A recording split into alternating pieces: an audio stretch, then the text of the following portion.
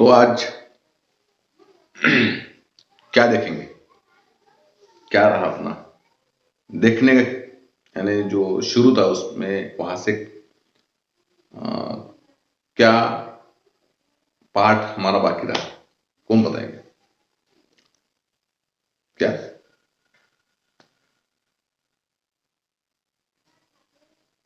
विशेषण।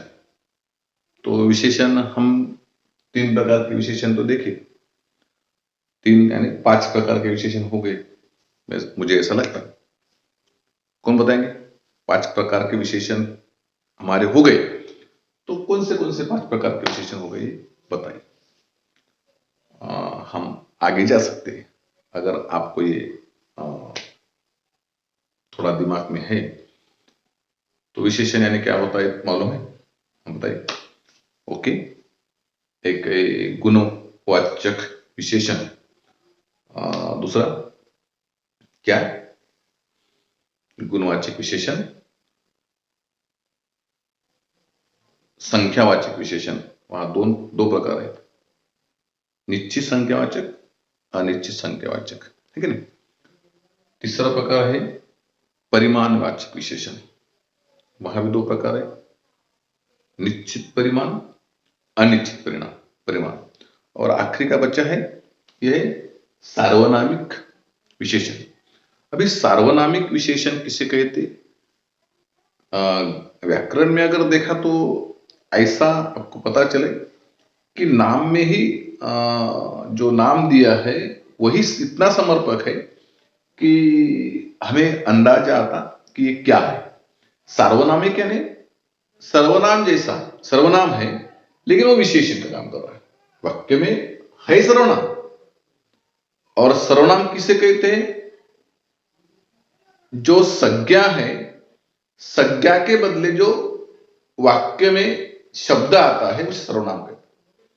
तो है सर्वनामी, लेकिन सर्वनाम होने के बाद भी वो विशेषण का काम करता है। ऐसा शब्द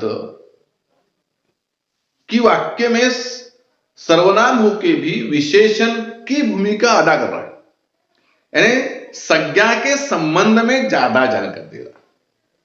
संज्ञा क्या होती है आपको मालूम है, सर्वनाम क्या होता है ये भी मालूम है, लेकिन ऐसा सर्वनाम जो संज्ञा के संबंध में ज्यादा जानकारी देने वाला जो शब्द है उसे सर्वनाम कहते हैं।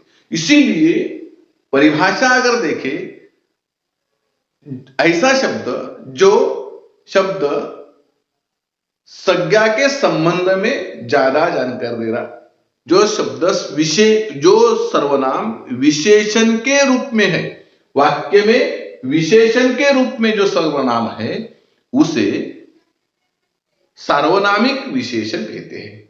आसान है, बहुत आसान। सार्वनामिक विशेषण किसे कहते हैं? सर्वनाम तो है ही, सर्वनाम वाक्य में वो सर्वनाम तो है, लेकिन सर्वनाम उन प्रकार का है, उस प्रकार का सर्वनाम है जो क्या कर रहा है? विशेषण की भूमिका अदा कर रहा है। जो विशेषण है, जैसे तुम्हारी पेन, मेरी पेन, मेरी पेन, उनकी किताब, वह डायरी, ये सभी शब्द, वह, उसकी, उनकी, ये शब्द क्या है? सर्वनाम है। लेकिन क्या कर रहे? संज्ञा के संबंध में जानकारी दे रहे, ज्यादा वह गाड़ी, मेरा पेन, उनका घर है लेकिन उनका है, घर है लेकिन उनका, जो संज्ञा के संबंध में विशेषता बता रहा है उन शब्द को सार्वनामिक विशेषण कहते हैं। बहुत आसान है, बहुत दिमाग को ज्यादा चलाने की जरूरत नहीं। सर्वनाम शब्द है लेकिन वो विशेषण के रूप में वाक्य में जब काम करता है, उन प्रकार के शब्दों को सार्वनामिक विशेषण कहते हैं। और एक बार सार्वनामिक विशेषण की परिभाषा हम अगर देखें, ऐसा शब्द जो वाक्य में सर्वनाम बन के है लेकिन विशेषण की भूमिका अदा कर रहे, उस प्रकार के शब्द को हम सार्वनामिक विशेषण कहते हैं। आखिरी का प्रकार है सार्वनामिक विशेषण। विशेषण है लेकिन सर्वनाम है, सर्वनाम विशेषण की भूमिका को अदा कर रहे हैं, उसे सार्वनामिक विशेषण कहते हैं। उस, वह, मेरा, तुम्हारा जो है। तो अभी ये खूबियां मैं आपको बताना चाहता हूं कि विशेषण बनता कैसा है, विशेषण बनने की प्रक्रिया क्या है। मोटे तौर पर अगर देखें तो विशेषण बनने की प्रक्रिया ऐसी है। संज्ञा जो आपको मालूम है, संज्ञा के आपने भेद भी देखे हैं। आपके दिमाग में अगर विस्मरण नहीं होगा तो मेरे ख्याल से आपको याद होगा कि संज्ञा के भेद कितने हैं। बताएंगे कोई? संज्ञा के भेद कितने हैं? बढ़िया, संज्ञा के भेद 5। व्यक्तिवाचक संज्ञा, जातिवाचक संज्ञा, भाववाचक संज्ञा, द्रव्यवाचक संज्ञा और समूहवाचक संज्ञा। संज्ञा या और क्रिया, यानी मैं आपको क्या बताना चाहता हूं, विशेषण ये शब्द है ये किस प्रकार बनता है, उनकी बनने की प्रक्रिया क्या है, कैसा बनाया जाता है। मोटे तौर पर हम देखेंगे सभी शब्द ऐसे नहीं बनेंगे, लेकिन खास तौर पर अगर देखें कि विशेषण कैसा बना, कैसा बनता है विशेषण, तो विशेषण उस प्रकार का बनता है। संज्ञा और क्रिया उन शब्द को प्रत्यय उपसर्ग, कई शब्दों को प्रत्यय लगाकर, कई शब्दों को उपसर्ग लगाकर। उपसर्ग किसे कहते हैं हम विस्तार से और देखेंगे, लेकिन अभी संक्षेप में अगर देखें, उपसर्ग यानी मूल शब्द है उनको पहले जो शब्द जोड़ता है उसे बोलते उपसर्ग, और मूल शब्द है उनको आखिरी जो शब्द जुड़ते हैं उसे बोलते प्रत्यय। जैसे बल, बलवान, बल शब्द है, उपसर्ग में प्रबल, शब्द एक ही है बल, शब्द एक ही है बल, बल को वान जोड़ा तो बलवान हो जाता है।